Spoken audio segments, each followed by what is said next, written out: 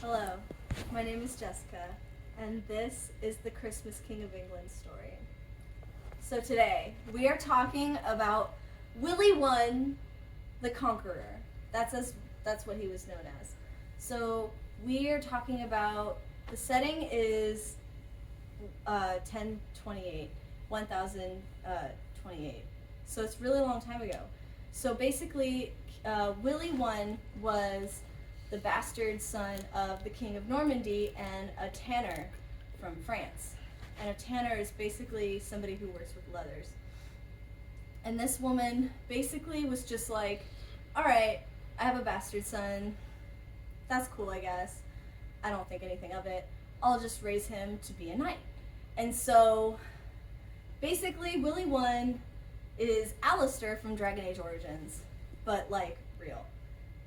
So he was the bastard son of the Duke of Normandy, and he was born from that tanner bitch that I was telling you before. When he met King Henry I, the King of France, King Henry I was like, hey, you fight really good. I want you to fight for me. And he was like, all right, but hey man, did you know that I'm also the bastard son of the King of Normandy? And the King of France remembers this forever because he's like, you know what? I'm going to use this later. So anyway, fuck that. He's like, you know what, Willie? You're dope. I'm going to set you up. I'm going to make sure that you have all the education you need, all the men you need, anything you need, you let me know. I got you, boo-boo. And Willie I is like, thank you. And by the time Willie I is 25, he's actually a really well-known conqueror and like strategic tactician, general, whatever. He's the man that knows how to win the wars and the battles, and he does it real good. And so basically, Willie I gets it in his mind around the age of 25, where he's like, hey, I'm a really good conqueror. I'm a really good strategic general. I can do the things. And so he sets out basically to win the hearts and the minds of the people of Normandy, his father's kingdom. And so when there were invasions, okay, hold up. So people tried to invade Normandy and France because they're close to each other, yeah? Not super close, but Europe's fucking a hop, skip, and a jump from anywhere in Europe, right? You could just say, I'm from Europe, and you could be 45 minutes from fucking anywhere else in Europe.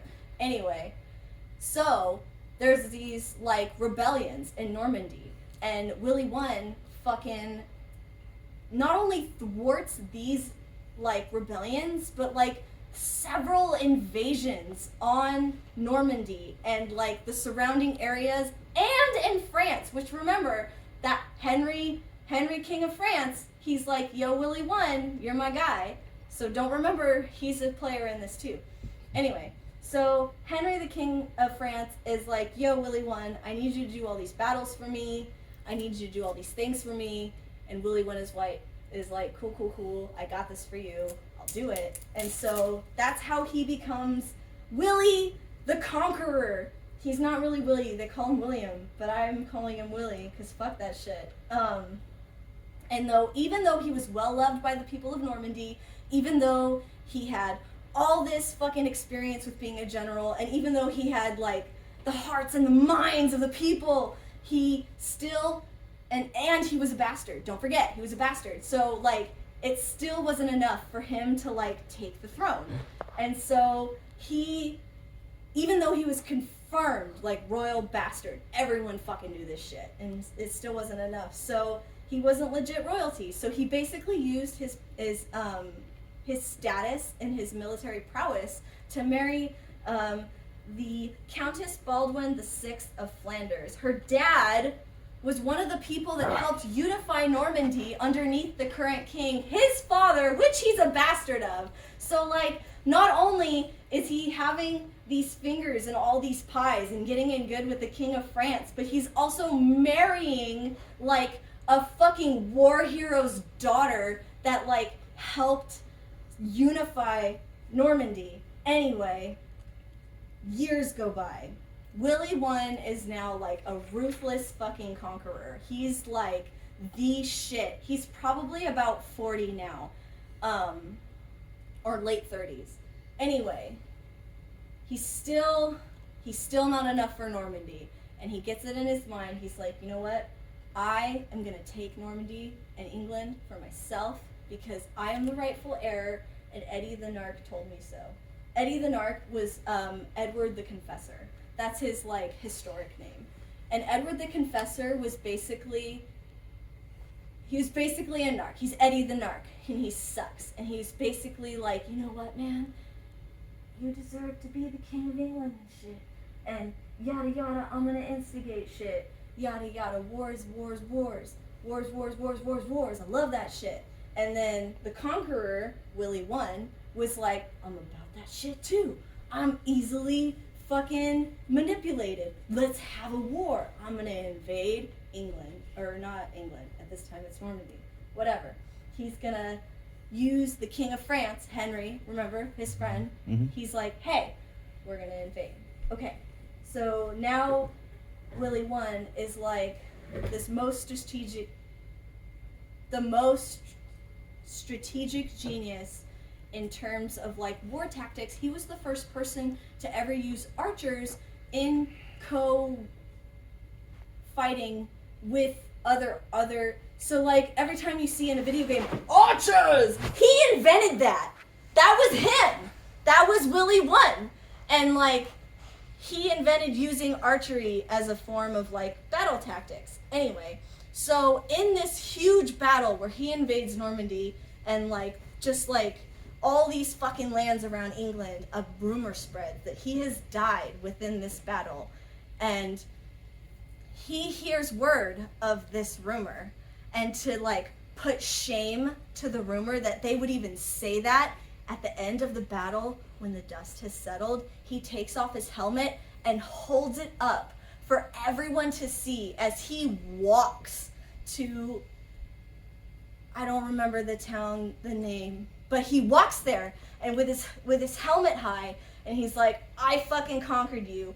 I fucking did this. Fuck you, my helmet's off. And that demoralized the English so bad that they fucking fled. They fled, and not only that, Willie One erected an abbey or a church in the battlefield where all his buddies basically died. And he was like, yo, everyone that got me here should be remembered, and like, I'm gonna take this shit over.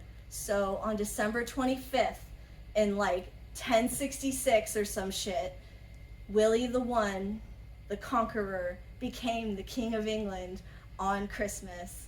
And it's because he was like, I'm a bastard, and like no one recognized it, so I'm gonna take this shit. Fuck it.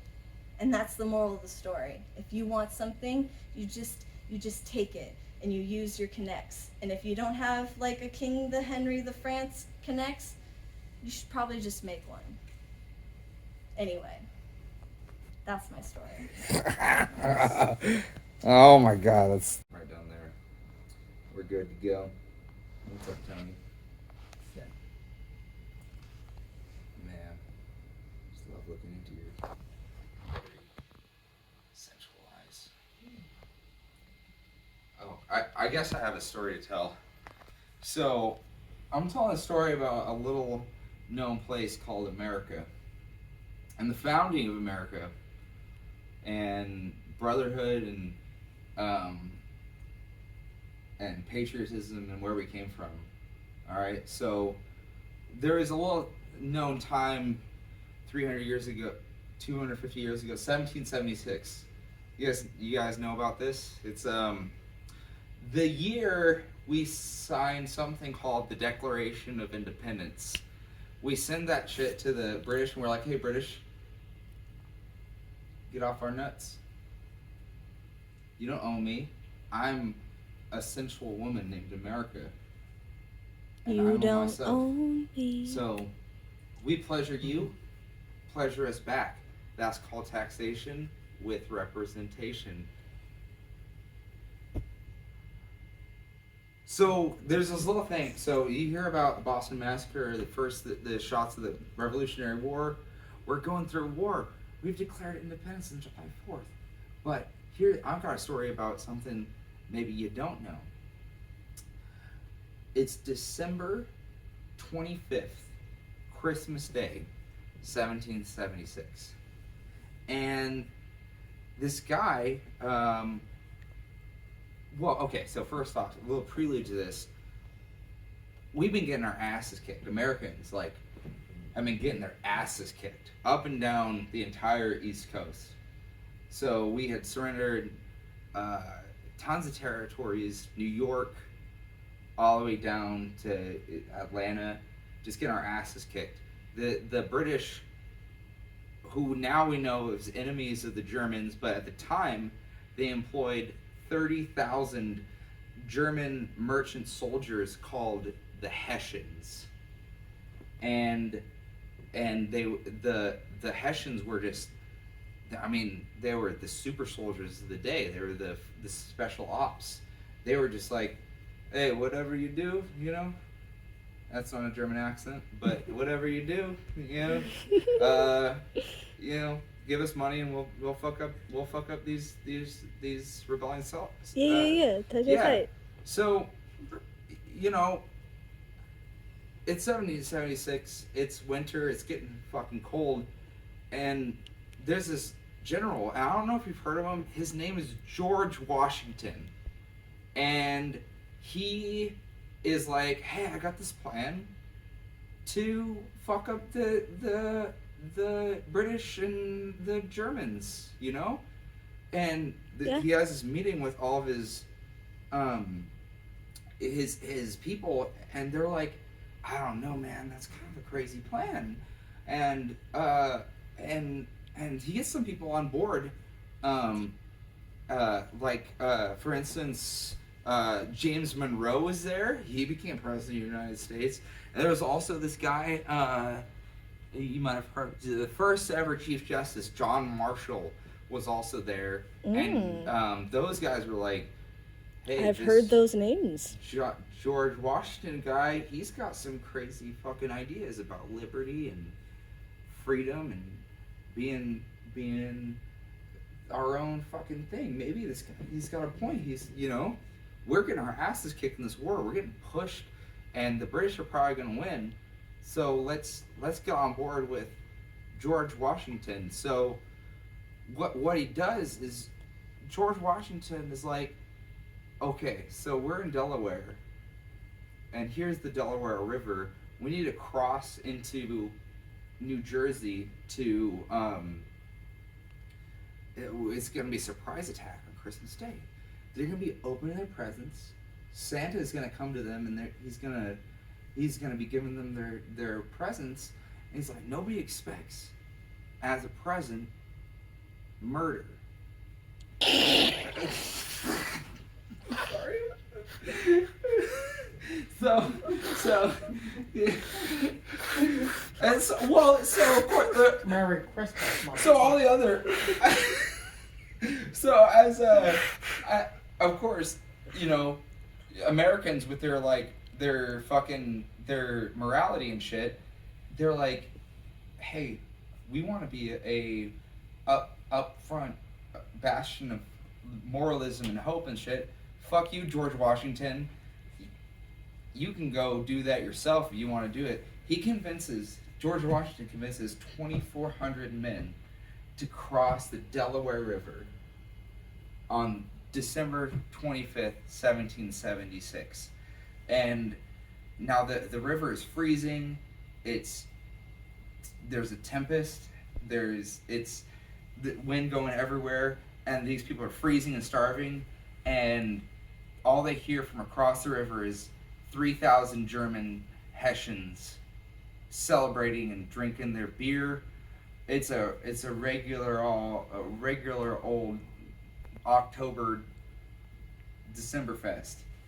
They're all getting fucked up and opening presents and fucking each other, and it's a grand old time across the river. But for the Americans, we're starving and we want representation. So you know what we did? Under George Washington's orders, we crossed that fucking river. We, under the silence of the night, and then we entered the Hessians' tents, surrounded them, and shot 22 of them, then took the other 3,000 captive. And they all surrendered to us because they knew the greatest gift to America was freedom. And that's the moral of the story, is never say no for an answer. When you see the Delaware River on Christmas, you cross that shit and you go deliver the most decisive victory in American history. This is what changed the tide of the war, was us being complete fucking assholes. Yes. On Christmas Day, 1776. Yes. Thank you. Yes. This was Drunk History, and that is the story of George Washington, the first president of the United States. All right. That was excellent. Take it from the top. All right. All right. What are we talking about? Today, Hello. hello. Today we are going to talk about the stone of scone. It's not a pastry. No? And also known as the stone of destiny. Mm-hmm. The stone of scone is an ancient symbol of Scottish sovereignty. And it has been used throughout the centuries for the coronation of Scottish monarchs. And in 1296, London's King Edward I won and seized the stone from the Scottish Scone Abbey after his victory at the Battle of Dunsbar, and stored it away in the London's